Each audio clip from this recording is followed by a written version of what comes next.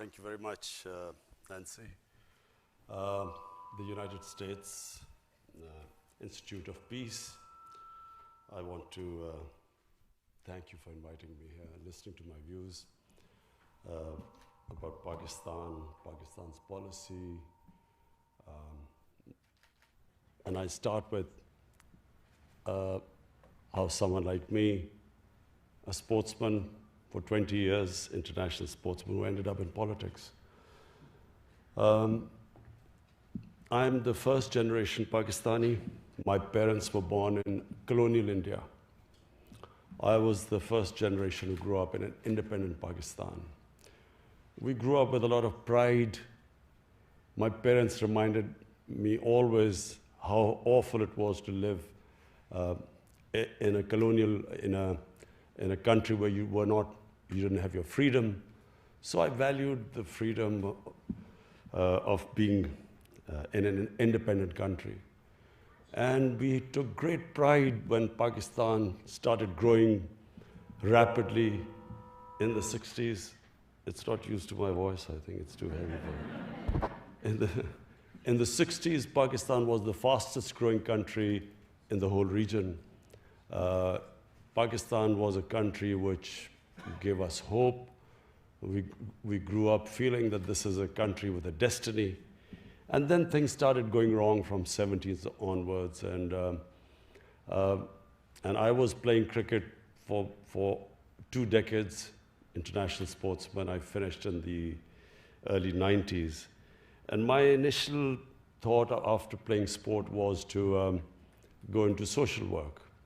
I had already started building a cancer hospital. My mother had died of cancer.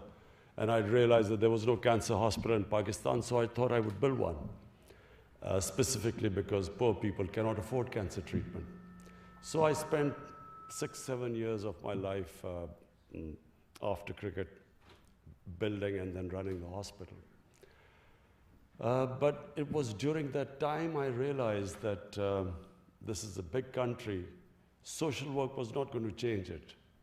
The only way we would change our country is joining politics.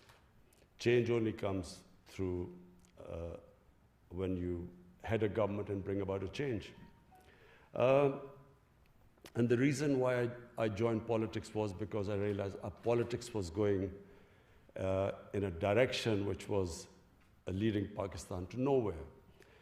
Problem with most ex-colonial countries was exactly what Pakistan was facing. If you look at Africa, you look at the independence movements in Africa, and then the leaders who came from the independence movement, once they assumed government, a similar pattern took place. The moment they got power, they used power for benefiting themselves. Corruption was the main reason why countries could not reach their potential. And Pakistan was exactly that country which in 60s, while was taking off, from mid-80s onwards, it started going down because of corruption of the ruling elite. So when I formed my party in 1996, it was on an anti-corruption platform. And I campaigned for 15 years in the political wilderness, talking about corruption, and could not make people understand the relevance, the relation between corruption and poverty. People could not relate the two. Somehow in ex-colonial countries, people thought taking money from the government was nothing wrong with it, because it was not your government. It was a foreign government which was ruling over you. So if you evaded taxes, there was, you were not doing anything wrong. And similarly, corruption. So I formed my party, as I said, in 1996. For 15 years, I had only a few people with me, and no one thought I had a chance. But then suddenly, people began to understand what I was saying. So the party then began to take off about 7 years ago. And in 2013, we formed government in one of the 4 provinces. And because of our performance in that one in that one province in 2018, we won the elections. So what has been the main challenge since we've come to power 10 months ago?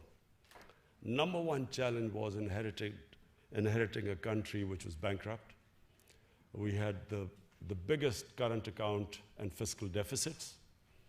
But worse, what corruption does is it's not just a question of bankrupting a country and money being laundered out of the country. What happens is the ruling elites, when they make money, money out of corruption, they then have to take it out of the country because otherwise people would ask them questions, where did the money come from? So you suffer in two ways. Number one, the money which should go to human development ends up going into people's pockets. But secondly, that money leaves the country. And in my opinion, which I spoke to President Trump yesterday, the biggest problem that the world faces is about $1 trillion leaving developing and poor countries and either going into offshore accounts or they end up in Western countries. And this is impoverishing, this is causing more deaths than through terrorism, than through drugs. The amount of people dying of hunger and disease, lack of education, not having clean drinking water, is because of the ruling elites and developing world taking that money out and parking it into, as I said, offshore accounts or Western countries. So we faced a similar situation. We had the biggest current account deficit and fiscal deficit. But the other aspect of corruption is that in order for the ruling elites to take money out, they have to destroy the state institutions. Because if the institutions are strong, they would not be able to take the money out.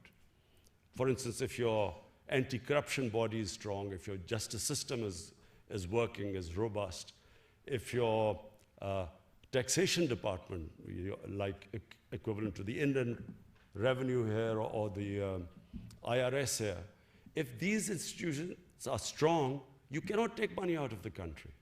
But that's the biggest damage these corrupt ruling elites do to developing world. They destroy these institutions.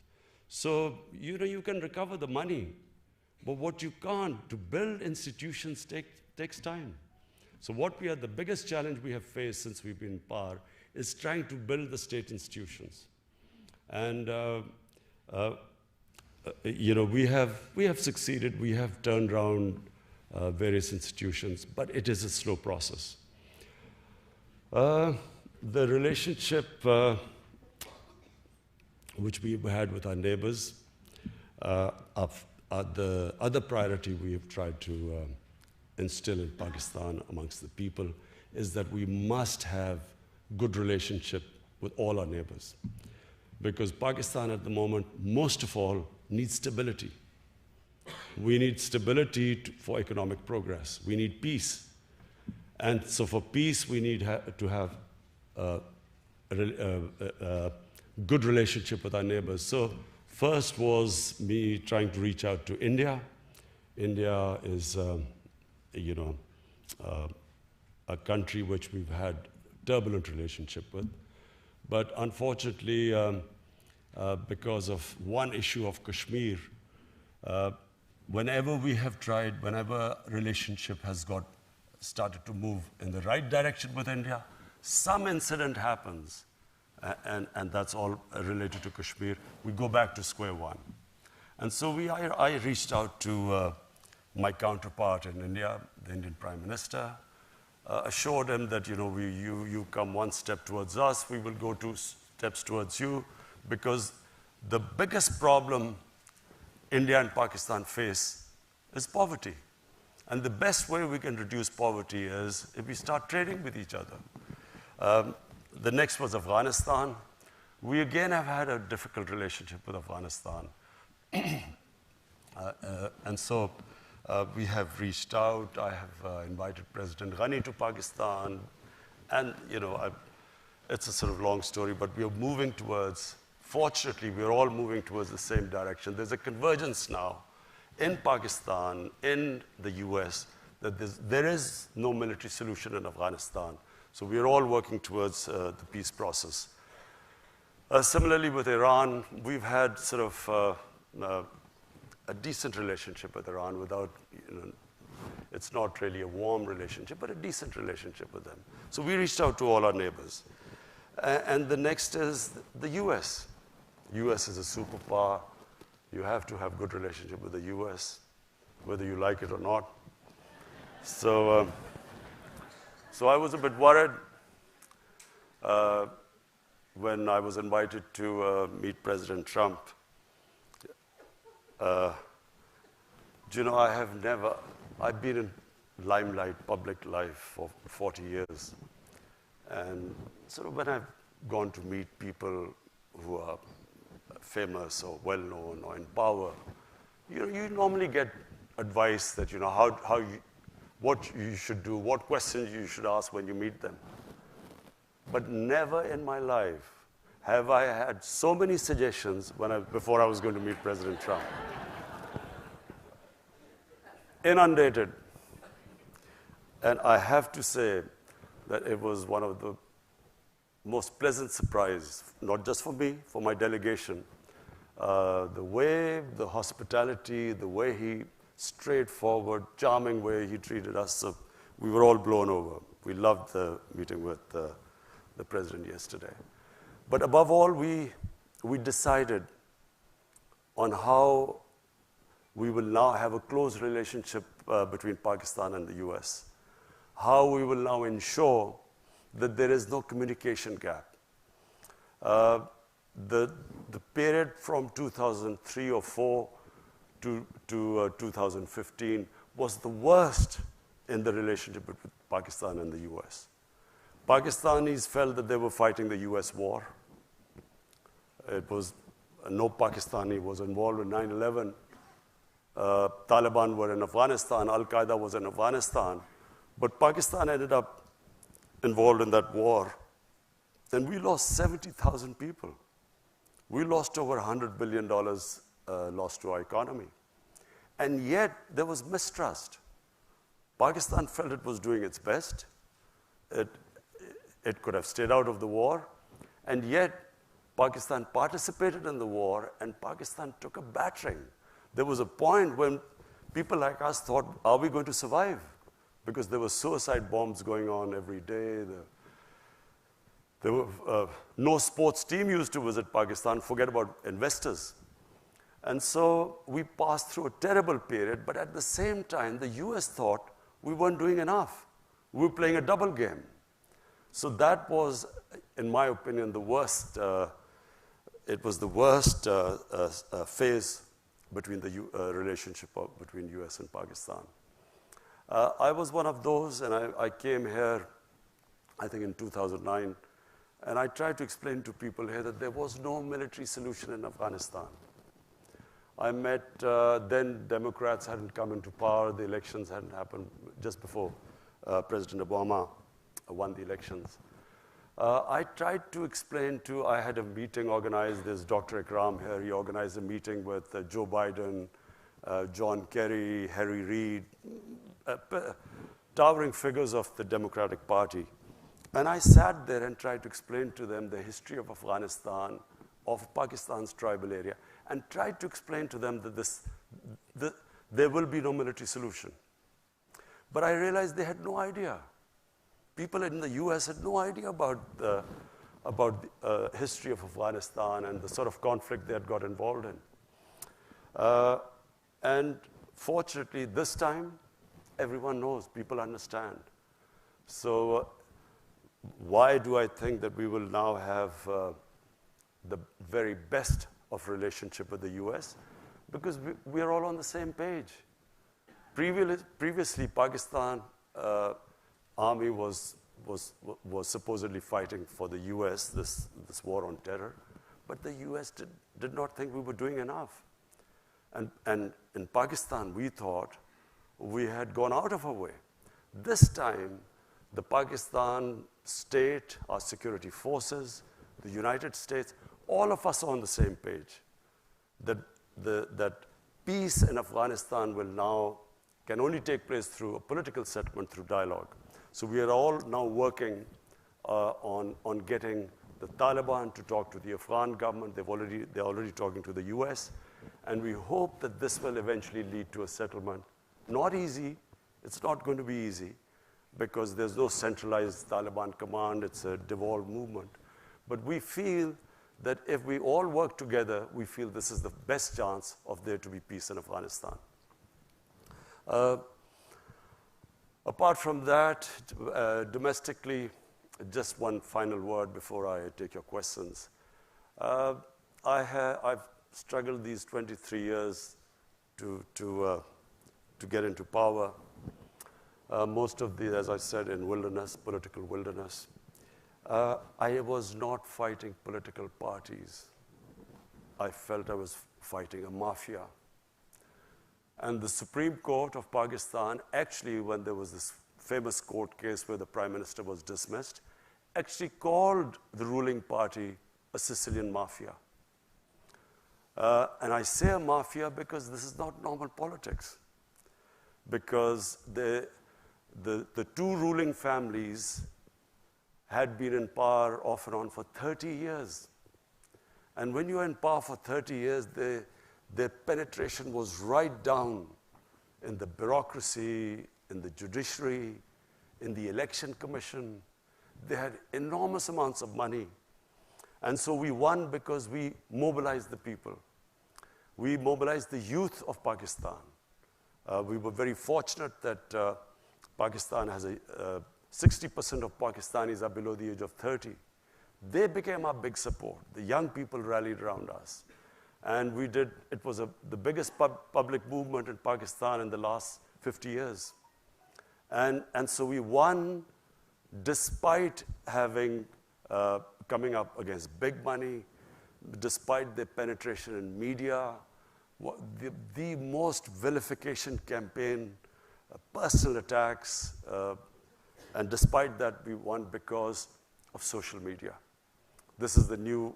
Had there been no social media, probably we would not have been able to beat the established parties. And since we have been in power, we are still up against the mafia. The problem has been to fix the economy. But at the same time, we have had the entire opposition trying to destabilize the country. So twice they have tried to create this uncertainty that there's been a run on the rupee. We almost had a run on the rupee because of them predicting that all fake news that IMF had told us that the rupee would go to a certain number. All wrong, but putting pressure on the economy all the time. Finally, I can say right now, after 10 months, we have finally stabilized the economy. And we feel now that after stabilizing the economy, we feel that we can now move ahead and start our reforms. Our reforms are very straightforward. We believe that real development is human development. So we are going to, all our money, we have decided that all the money which we retrieve from the criminal mafia, we've started a massive accountability campaign. We will then direct it towards human development. We've started one of the biggest poverty alleviation program in Pakistan's history, despite having financial constraints. But we believe that a country cannot rise if there's a small lot of rich people and a mass of poor ones. This is what's happened in Pakistan. The gap between the rich and the poor has grown with each year. And the whole system just caters for a tiny elite. The education system caters for just a tiny elite. To give you an example, we have a total of students coming from what are the elite schools, English medium schools, are 800,000. The children who go to government schools, they are about 33 million. And then children who go to Dini madrasas is 2.5 million. So we have three-tiered system. So the first thing our government is trying to do is to synthesize the syllabus, bring in science subjects, other subjects into Dini madrasas, which are the religious schools. So bring them into the mainstream. Similarly, in the Urdu medium schools, teach them English so that we equip them for higher education. So we're trying to bring the education system, which is the biggest problem our country faces, and the most difficult problem. So that's number one. Secondly is the Pakistan taxation system. We have the lowest tax GDP ratio in the world. We have, out of a population of 210 million people, we have only barely people, 1.5 million people pay taxes. So there's no way you can sustain a country if you do not expand the tax base. So we now are in the process, very difficult process, convincing everyone to come into the tax net. There are a lot of strikes going on right now, but we feel that we will be able to overcome them. Because it's imperative now that the Pakistani people pay taxes. The challenge, of course, has been that this mafia, I call this mafia, in 10 years, just so that you understand what they have done to our country. Because later on, you might ask me, why is this political victimization? What I call accountability, people will say political victimization. But I'll just tell you what they've done to our country in 10 years. The total debt of Pakistan in 2008, before these two parties came in, when General Musharraf left, the total debt of Pakistan in 60 years was 6 trillion rupees. In the last 10 years, they've taken it from 6 trillion to 30 trillion rupees. So where has this money gone? I've set up a commission, a debt commission, which is now going to find out where this money disappeared. So which is why we are going through this problem of finding out what happened to our country. How come we got so indebted? So the problem with having such a huge debt is that in the last year, the total tax revenue which we collected, half of it went to servicing debts. So you can't have 210 million people just surviving on this already a very low tax base and then half of it going into debt servicing. So for that, we are expanding our tax base. But what we are doing now in Pakistan is the first time in 1960s any government is going to take this step. We are now moving towards encouraging industrialization. In 1960s, Pakistan's industrial production was equal to 4 Asian tigers' industrial production: Indonesia, Malaysia, Philippines, Thailand. The combined industrial production was equal to Pakistan's in 1960s. After that, unfortunately, we deindustrialized. Our exports actually went down because our policies just did not encourage industrialization. So we now have embarked on a program of industrializing our country. We are giving incentives to industry. So we have, the main programs in Pakistan are, number one, poverty alleviation. We have allocated the biggest amount to alleviate poverty. Any money retrieved from these big crooks will go straight into the poverty alleviation program. Secondly, industrialization. We are now encouraging our industry, specifically export industry. We have trade agreements, one with China where we hope that we will be able to, free trade agreement with, a preferential trade agreement with China where we hope to export our stuff to China. China has imports of $2 trillion.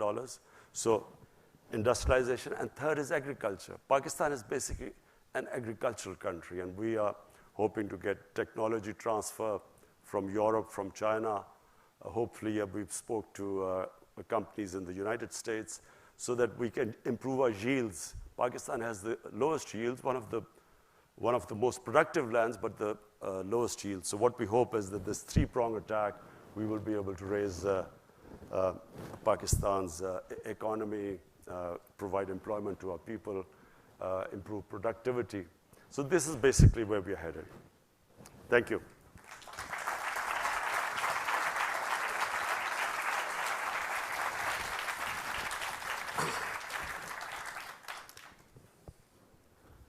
Thank you, Prime Minister. Thank you for a very rich view of the challenges you're facing and the approach that you're taking. I wanted to start, you gave us a taste of your meetings yesterday with President Trump, and in the past you've spoken also about your commitment to take a different approach to U.S.-Pakistan relations than previous Pakistan leaders. And I'm curious if you wanted to say a bit more about what is the difference with your approach and how's that resonating during this visit in Washington, and how do you see the future between U.S. and Pakistan?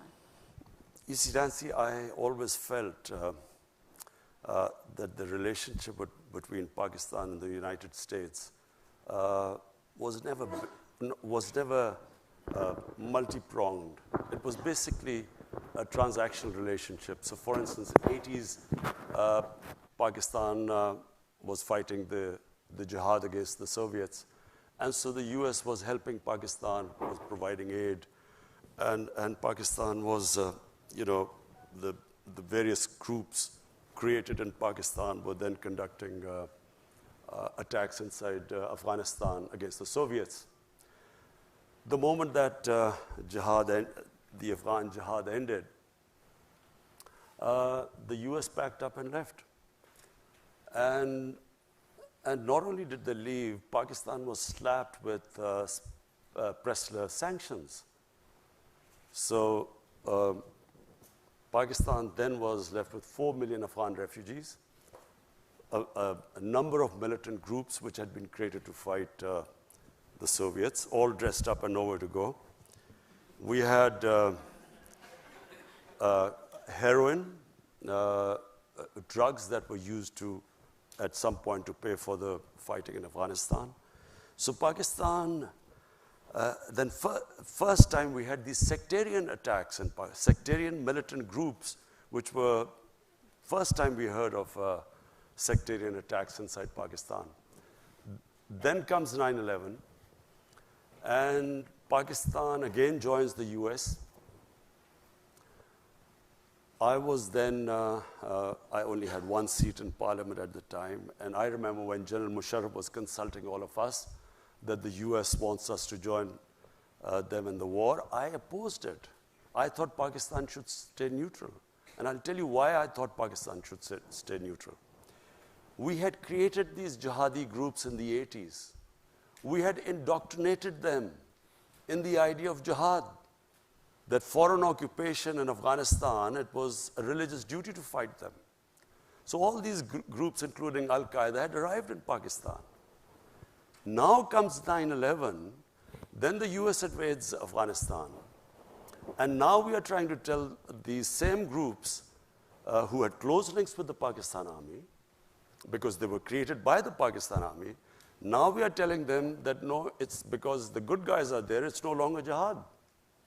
Now, obviously, a lot of them turned against the Pakistan army, because Pakistan army was then trying to neutralize them. So what we went through, and I just briefly mentioned earlier, it was the worst time in our history. These groups turned against the Pakistan army and the state of Pakistan. And not only that, there were linkages between, clearly there were linkages between these groups and the Pakistani security forces, because they had created them. So we had insider attacks, we had, the GHQ was attacked, generals were killed, ISI headquarters were attacked. The army, at one point, the army could not go into the cities in military clothes or with military cars. It was that bad at one point. And then, of course, the second thing was the tribal areas. We should never have sent army into the tribal areas, because the tribal area per capita was the most weaponized area in the world. For people who don't know, tribal area is the border between Afghanistan and Pakistan. It was always an autonomous area. The British never occupied it during their rule since 1890. So it was an autonomous area. It ran by its own rules. So in 2004, under pressure from the United States, Pakistan army went into the tribal areas to flush out Al-Qaeda. Now, what happened was that when, after Tora Bora in Afghanistan, few of the Al-Qaeda moved into our tribal areas, which were semi-autonomous. So when they sent the army in, armies are not meant to go into civilian areas. Whenever you send your army into civilian areas, you can ensure that there will be human rights abuses, there will be collateral damage, there will be innocent people killed, because there's no army there. They're just guerrillas operating from villages. So, the collateral damage created what became the Pakistani Taliban. There was no Pakistani Taliban before. So we then had the people of tribal areas suffered. One point there were these militants, the other side was the Pakistan army. Half of the tribal area was then internally displaced. The damage, we still haven't, the amount of damage done in the tribal area, we still haven't got the resources to compensate them. So basically the country went through hell. In my opinion, we should have stayed neutral. That way we would have had control over these militant groups, and we could have in our own time neutralized them. But because we became a part of the US war, they turned against Pakistan. And so now what I feel, there was a watershed in Pakistan, in Pakistani politics.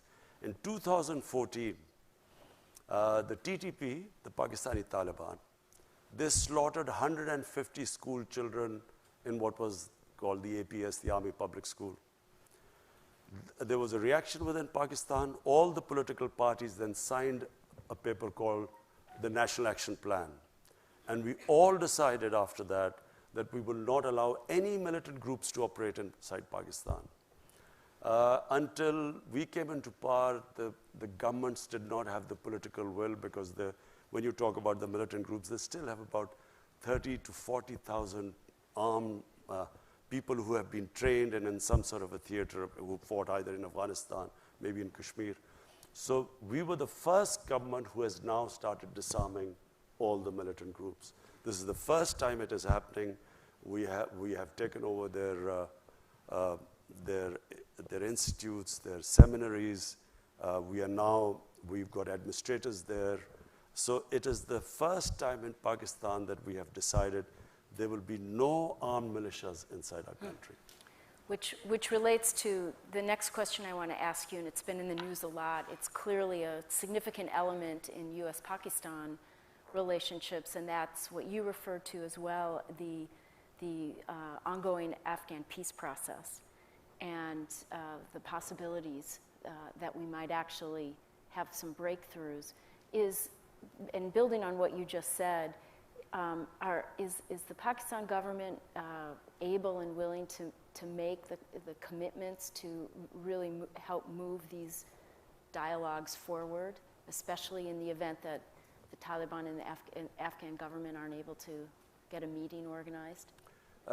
It's just for people's benefit. The fear amongst the Pakistan military establishment was always that there would be a two-front situation.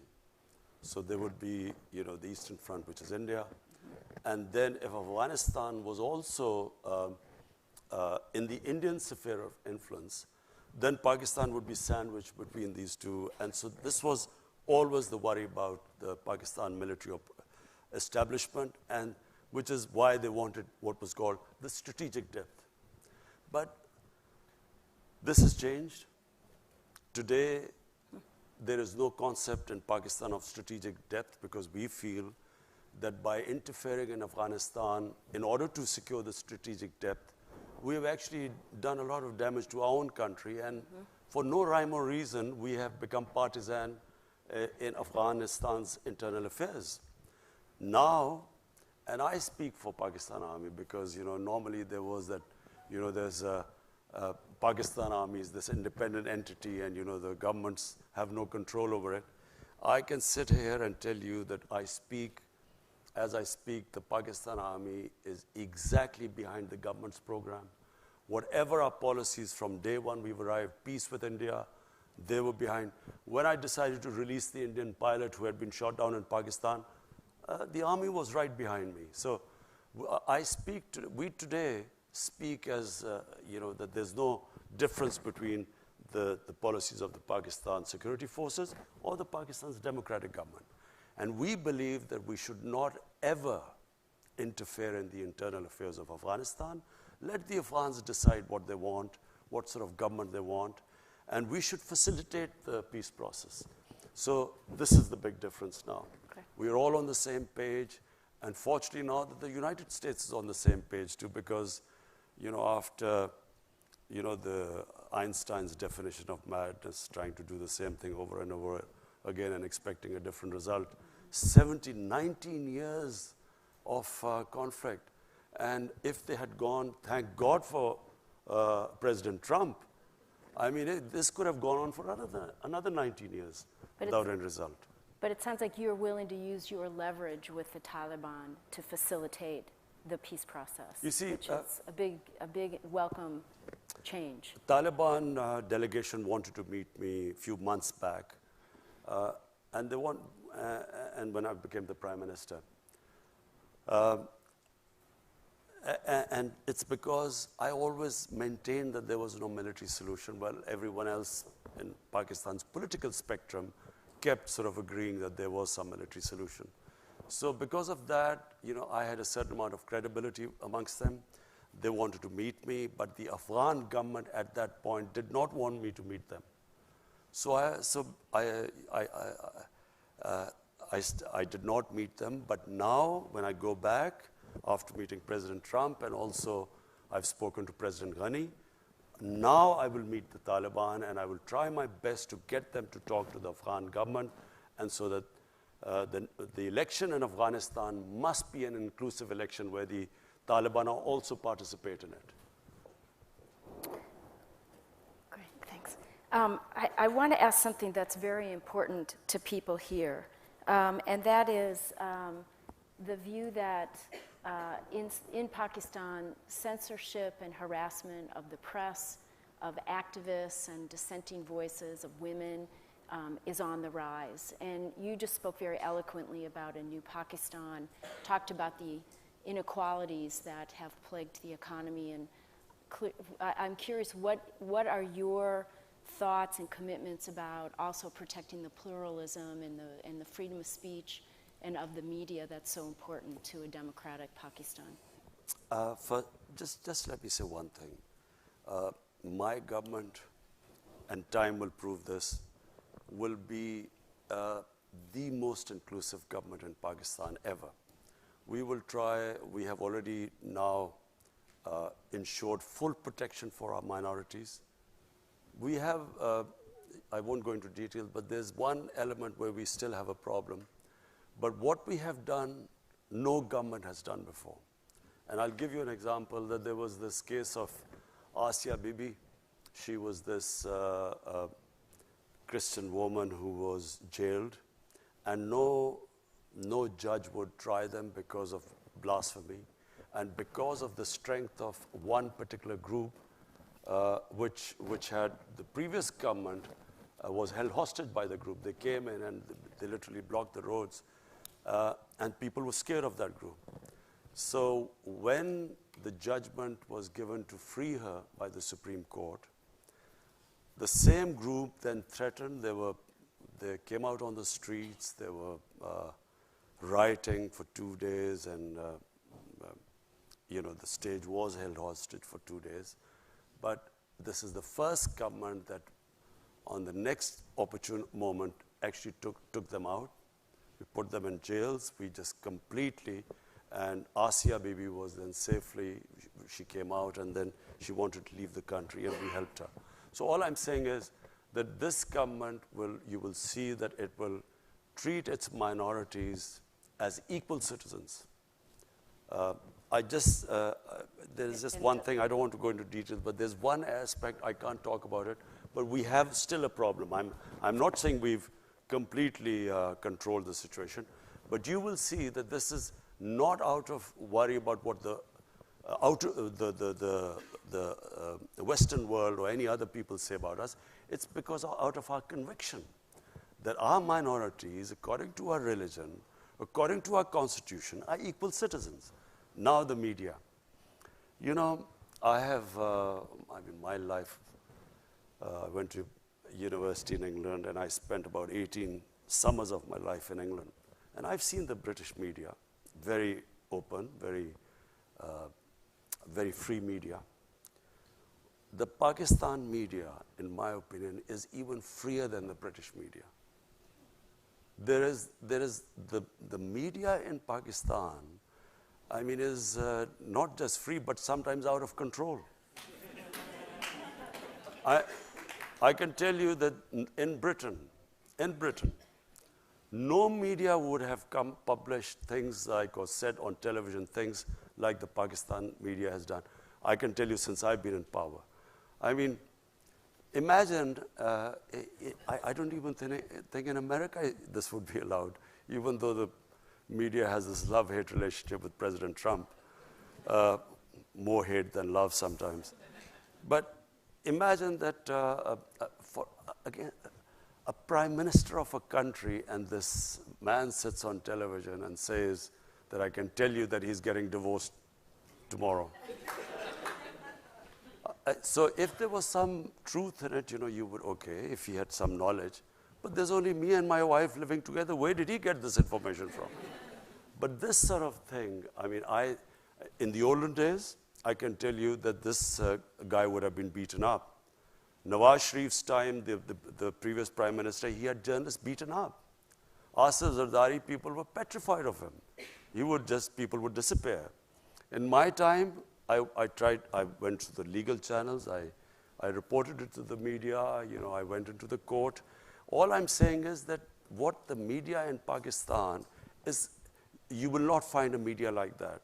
And I remember the previous ambassador to Pakistan, him saying that the media was out of control. So what we need is to control the media, and not through the government, but through a media watchdog. At the moment, I mean, the 2 or 3 things the media did. One is that they started reporting wrongly that the IMF had said that the rupee would fall, to a number they quoted. There was a run on the rupee. I mean, who would do that? First, you're fighting in the biggest economic crisis in your history. Second, you have media coming up with this false news about causing a run on the rupee, or the finance minister's change, and so on. So I feel very strongly that we will strengthen the media watchdog. It is not censorship. We will strengthen the media watchdog.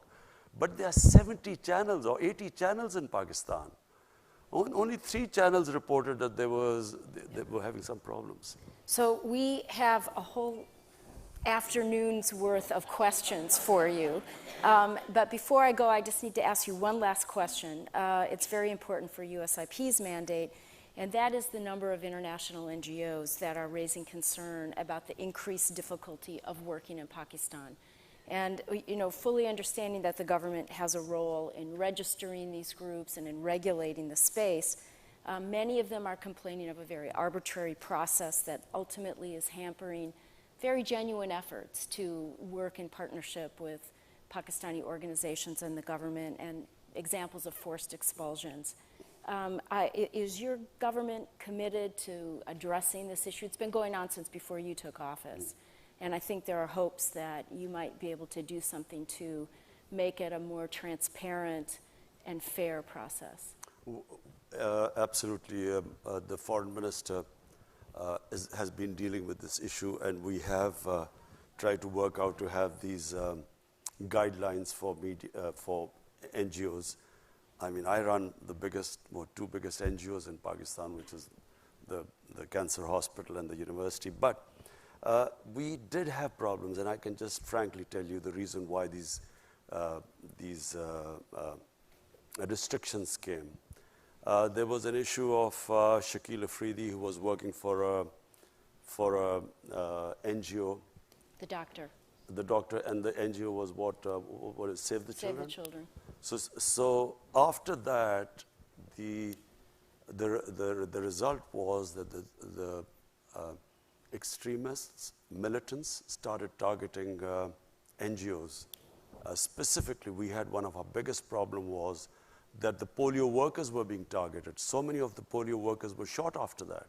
So after that, we are trying to streamline it, make sure that this doesn't happen again, because that affected the activities of other NGOs. In fact, one of the NGOs gave a statement condemning that NGOs should not be allowed for espionage or that sort of stuff.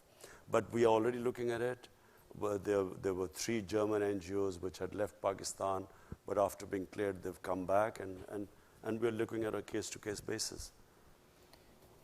I know there'd be great appreciation for that. So, number of questions, none of them small. Here's from Twitter. Any progress on restarting the U.S. security assistance? Some of these we can make rather short. No, I never asked for any assistance. Okay. Also from asked for understanding, not assistance.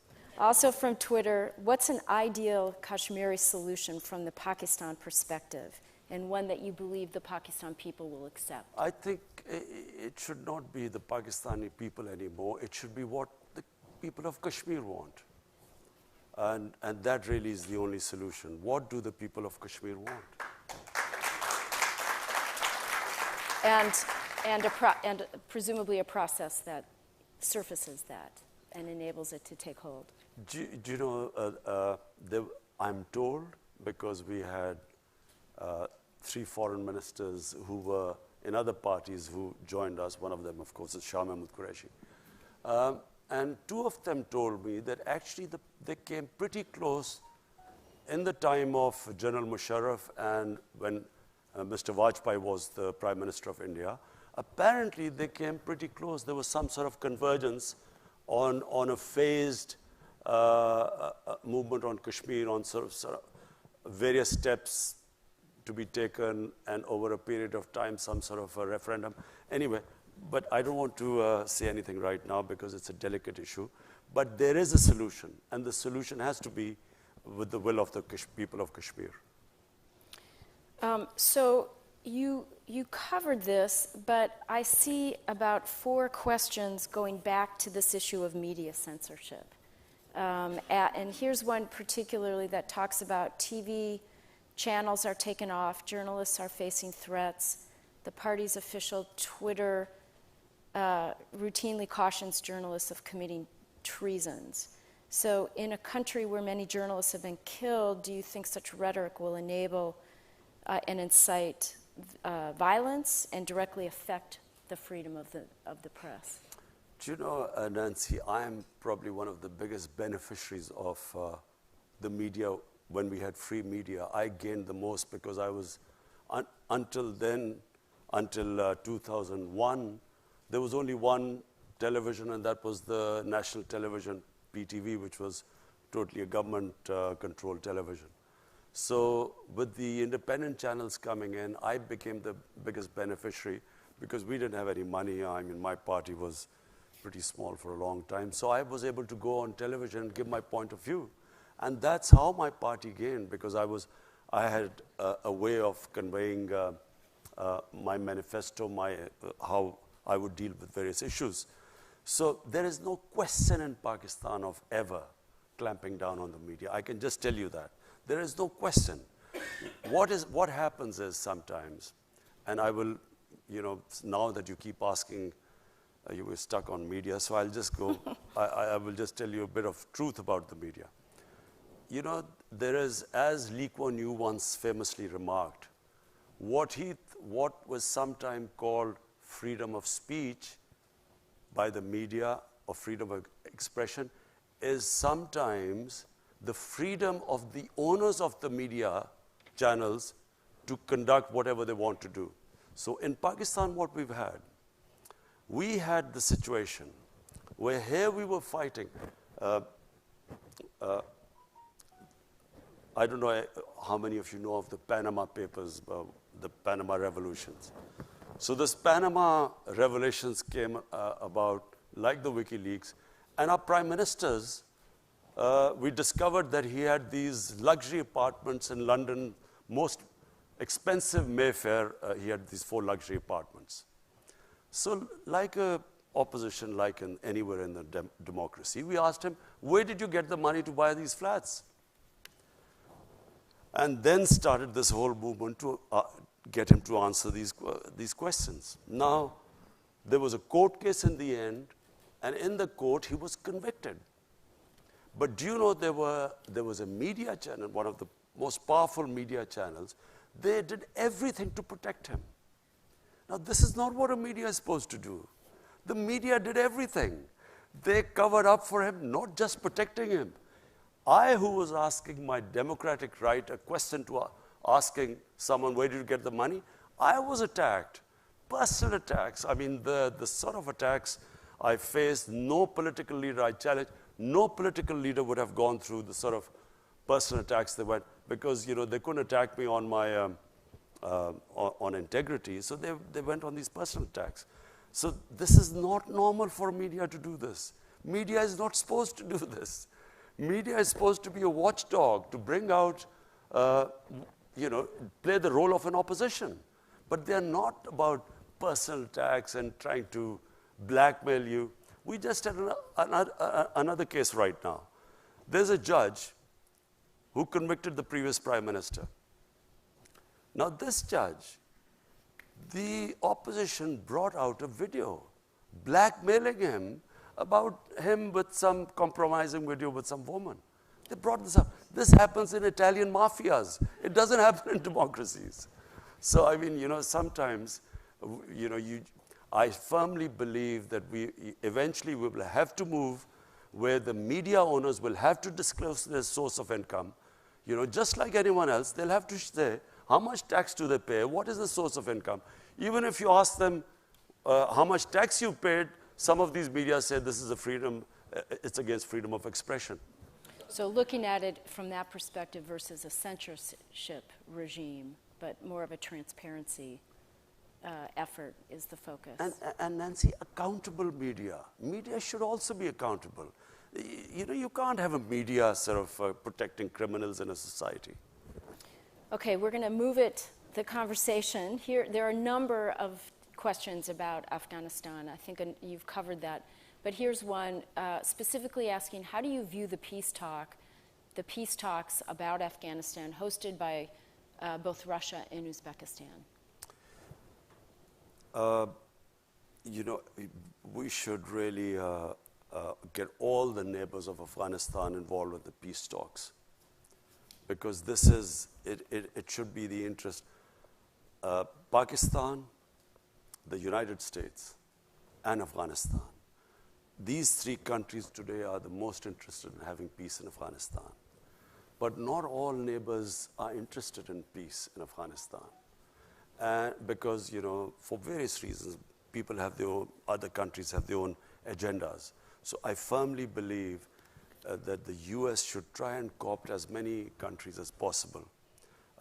Because there will be people who will be trying to, you know, put a spanner in the works.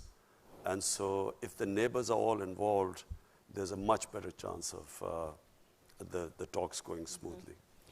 And speaking of neighbors, there's a question saying, and you mentioned this in your opening remarks, what role can Pakistan play in easing the rising tensions with Iran and a number of other countries, including the United States, without damaging some of your other relationships? How are you thinking about that? You see, Pakistan is, you know, we're really indebted to Saudi Arabia, we're indebted to UAE, because the way they came forward, you know, when we were confronted with this, when we took over government, we only had 2 weeks of foreign exchange reserves. So we were staring at a default. And these countries came forward to help us, and so we are really indebted to them. But my worry about Iran is, I'm not sure whether all the countries realize the gravity of the situation if there's a conflict with Iran. People don't understand, you know, this is not going to be the same as Iraq. this could be much, much, much worse. It will have great consequences for Pakistan, adverse consequences for our country. It could unleash terrorism, which people would forget Al-Qaeda and those types, because the Iranian, the Shia element in Islam is very cohesive. They have a much greater sense of martyrdom than the Sunni Muslims. The battle might be quite short if it goes ahead and bombing airfields and so on. But the consequences after that, my worry is that not many people fully understand it, and I would strongly urge that there should not be this conflict there should not be another military situation. Pakistan has already suffered. I said, what we went through these last 15 years, the last thing we want is another conflict on our borders. And, we would do anything. I mean, if any role Pakistan can play in this, we have already suggested this to Iran. Until recently, Iran was willing, but then when somehow I felt that Iran is getting very desperate, and I do not think they should be pushed into a situation where this leads to a conflict. Another question via Twitter. What are some of the concrete steps your government is taking to ensure that the military operates under civilian leadership? Something you alluded to in your earlier comments. You see, in Pakistan, we had 3 martial laws, and the last one was General Musharraf's. I think General Musharraf's martial law was a watershed in Pakistan, in the sense that there was a opinion across the board that when you have bad democracy, the answer is not to have a military government. Because the military government comes in, it's like curing cancer with Disprin. For a while you feel good because they are organized, it's an organized institution. But eventually, you end up in even a worse situation, because then democracy starts all over again. And what we need in Pakistan now is an extended run of democracy. And I really do believe that the democratic evolution of the country has reached a point where now we will go towards further democracy. I mean, us winning the election is who would have thought we would have won an election against these? How many times in a 2-party system has a third party broken through? It's unheard of. I mean, nowhere in the world does a third party break through. We broke through because of social media. We actually, despite the official media sort of not giving us that sort of coverage, all the opinion polls were that we would not make it. But it was the social media and the young people who came out and made us defeat the 2 established parties. And I think the process will keep going on. I think that in Pakistan, people have tasted freedom. They understand, the power of the vote. In fact, social media has actually democratized the whole world. Everyone now has, they have Twitter, everyone can participate. That's how we're getting questions. Yeah. Well, I have 2 related questions on that I think build on the vision that you just articulated. And the first is, what will the government do to address closing space for civil society? And how does that fit into your vision? And closing space for civil society and activists. I don't understand. How is the government? Well, I think We're closing space for civil society? There's another question about Gulale Ismail and other activists. You're talking about PTM. PTM. Yeah, that's PTM. It's called civil. I think they're saying it's a broader civil society question, but it's actually related to PTM. Look, all these years I kept saying, when Pakistan, I stood up in the National Assembly in our parliament in 2004. I